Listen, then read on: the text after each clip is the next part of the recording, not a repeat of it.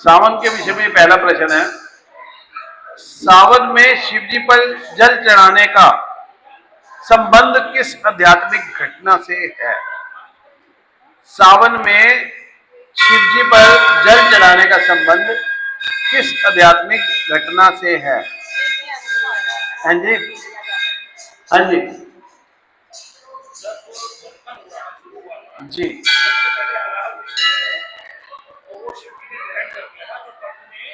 बिल्कुल ठीक उत्तर है। समुद्र मंथन से है। भगवान शंकर ने विष ग्रहण किया था, तो उनको ठंडक पहुंचाने के लिए शिव जी पर जल चढ़ाया जाता है।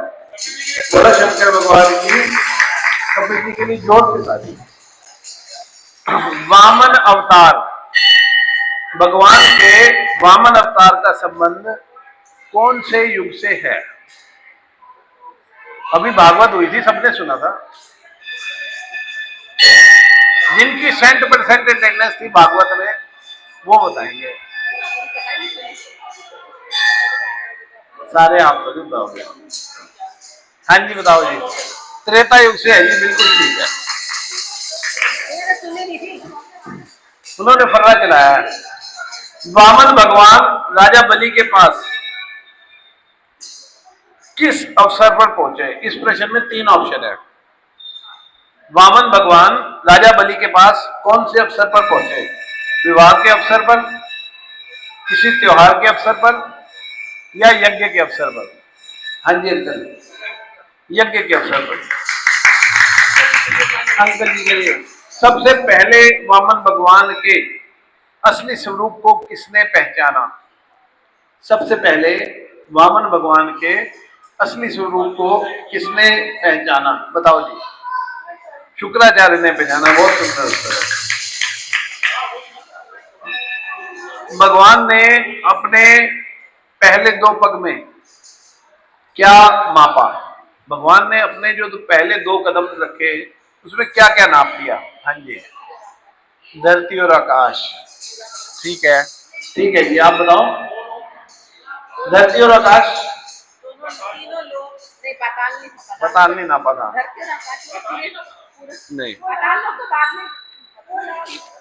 पृथ्वी और आकाश उन्होंने नाप लिया। हाँ। बलि को वर देने के बाद, बलि को वर देने के बाद भगवान कहाँ गए? राजा बलि को वर देने के बाद भगवान कहाँ गए? हाँ जी,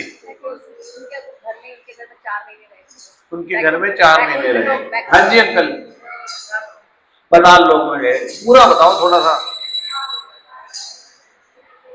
4 महीने नहीं रहे थे उनके, मैं बता रहा हूँ, वो 4 महीने की बात में आती है। राजा बलि जो था एक अत्यंत बलवान राजा था, और उधर दैत्यों के जो गुरु थे, दैत्यों के जो गुरु थे शुक्राचार्य, उन्होंने शंकर भगवान से मृत संजीवनी विद्या सीख ली थी। तो जो भी राक्षस मरता था उसको वो अपनी विद्या से जीवित कर देते थे।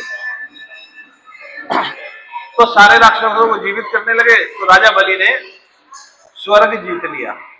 अब सारे देवता परेशान होकर भगवान के पास गए, तो भगवान ने वामन के रूप में अवतार लिया, माता अदिति और कश्यप ऋषि के पुत्र के रूप में।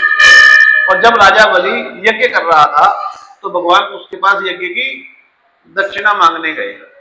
उसने कहा, राजा बलि जो था ना बहुत दानवीर था, उसने कहा मांगिए ब्राह्मण देव, आप क्या मांगते हैं? उसने कहा 3 पग भूमि चाहिए। बोले बस 3 पग भूमि? मैं तो अत्यंत बलशाली हूँ, मेरे से तो आप सोना मांगो, चांदी मांगो, ज्यादा से ज्यादा भूमि मांगो।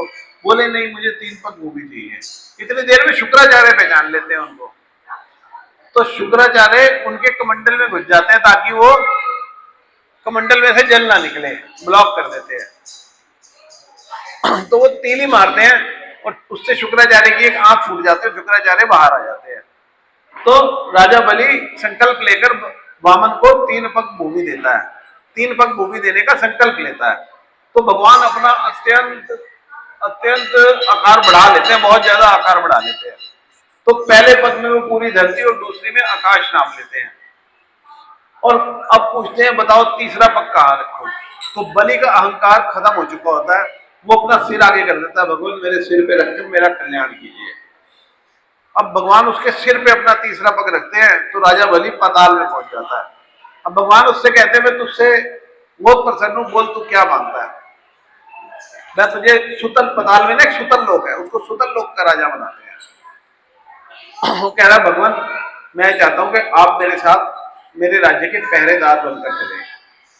तो राजा बलि जो है भगवान को अपने राज्य का पहरेदार बनाकर ले जाता है। अब इधर लक्ष्मी माता बहुत परेशान हो जाती है, दुखी हो जाती है कि मेरे पति वहां पहरेदारी कर रही है। तो लक्ष्मी माता राजा बलि को राखी बांधती हैं और उस राखी के बदले अपने पति को छुड़वा लेती हैं। तो भगवान फिर राजा बलि को वचन देते हैं कि मैं तू निराश मत हो, 4 महीने जब मैं योग निद्रा में रहूंगा तो तेरे राज्य में आकर रहूंगा। तो भगवान जब योग निद्रा में जाते हैं तो राजा बलि के यहाँ, ऐसा माना जाता है कि राजा बलि के यहाँ विश्राम करने जाते हैं। और यहीं से रक्षाबंधन का त्योहार शुरू हुआ था।